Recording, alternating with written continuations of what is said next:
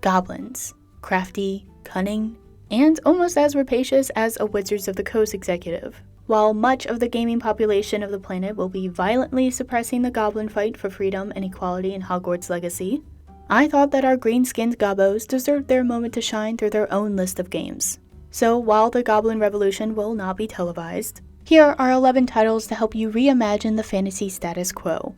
First up is Lord Goblin. You play as an enslaved goblin who, through a magical karmic mishap, replaces the reigning Witch Queen. While this is a more standard training and management-focused kingdom builder, the art and animations are beautiful, and the story is an interesting spin on the rags to riches trope. Lord Goblin is available for PC, Mac, and Linux on their Patreon.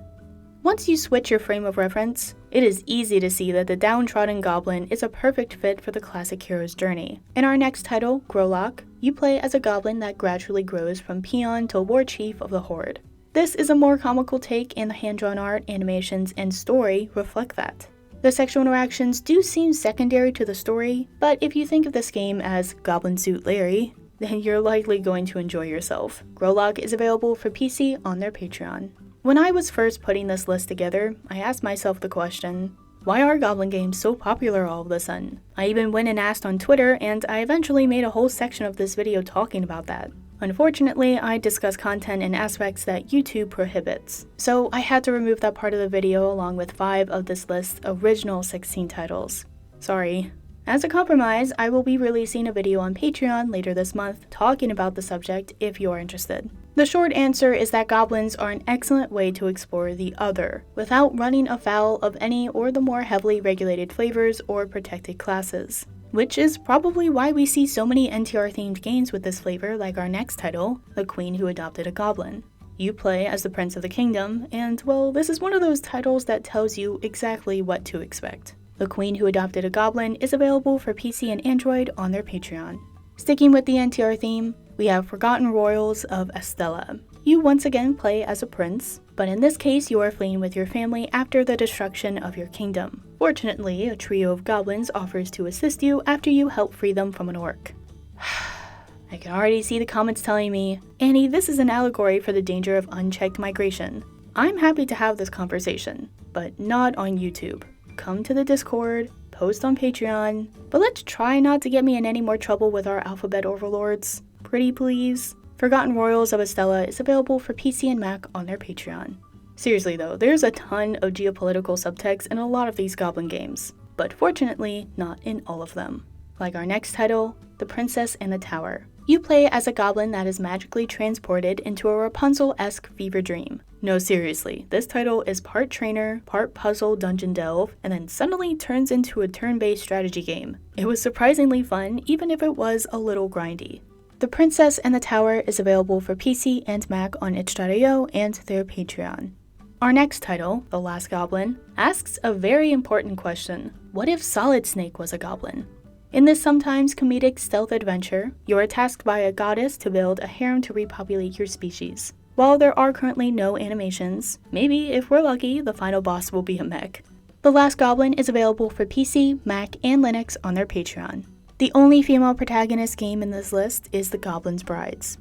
In this completed title, you and your party of adventurers decide to get a lot closer because of, plot reasons. There are multiple endings, and think of this as a prototypical harem adventure, just, greener. This is seriously the first fantasy-themed game I've played where all of the women have underarm hair.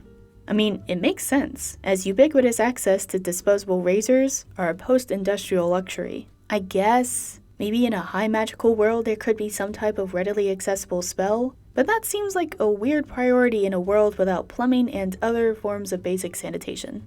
The Goblins Brides is available for PC and Mac on their Patreon. I did manage to find one usable completed title from Steam and DL site, Goblin Strike Back. This is a surprisingly complex base building strategy management game with roguelite elements. The art is good, but the animations and grind are less than stellar. However, this is a pretty deep game, even though it is a little repetitive. Goblin Strike Back is available for PC and Mac on Steam and DL site. Our next title, The Legend of Goblins, puts you in charge of the remnants of a defeated clan that must rebuild from the ground up.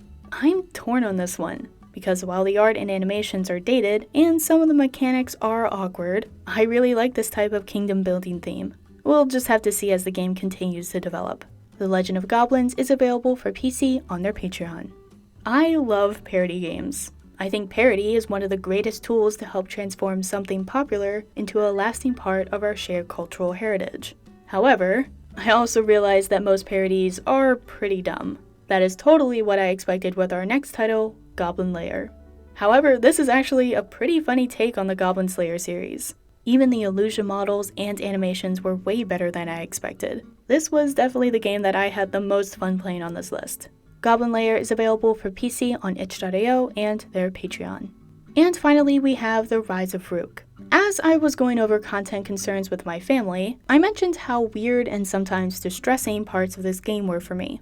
Then the conversation moved to Genghis Khan, obviously. One of Genghis Khan's wives, Borte, was captured and held for 8 months until she was rescued. She gave birth to Jochi soon after, and Genghis raised Jochi as his own, because this type of situation was normative in a society where raids and death are commonplace. So given that fantasy worlds are violent and lawless, it makes sense that the Rise of Rook has such unexpected themes that unfold through the story. It is definitely a more unusual exploration of the monster flavor. The Rise of Rook is available for PC on their Subscribe Star. There you have it. Now you can probably see why this was such a tricky flavor to explore. I'd love to talk more about this subject, but until YouTube is better able to distinguish fiction from reality, that is not likely. Until then, feel free to check out the Patreon where I tackle some of the more extreme flavors, including my upcoming KFC in Vietnam video. That one was intense. Otherwise, let me know what your favorite Goblin game is, and maybe you can help me with a question I asked on Twitter. Should the emerging wave of Goblin adult content be classified under the ugly bastard category, or just grouped with other teratophilias? Until next time, no shaming, just gaming. Thanks to all this month's support on Patreon. I wouldn't have been able to do this without you all.